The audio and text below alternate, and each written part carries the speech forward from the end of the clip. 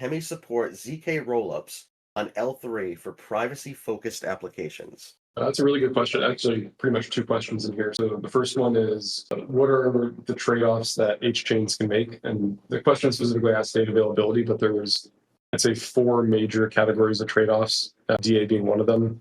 And they all have effects on the chain's throughput, the chain's security, and the cost, the security, and the settlement time. And so, generally speaking, a good rule of thumb is the more decentralized and secure something is, the more expensive it is to run, the more expensive it is for users, and the less it's going to be able to scale, at least natively scale on its own layer. There's obviously, Hemi can scale through tons of L3s.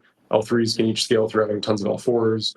You can also do off-chain scalability mechanisms, things like Lightning or the Lightning equivalent on EVM networks. But basically, you have these different trade-offs you're making that change all those parameters. And so, if you want, a really fast chain that can process 10,000 transactions a second, it's going to be very hard to have any sort of decentralized sequencing system.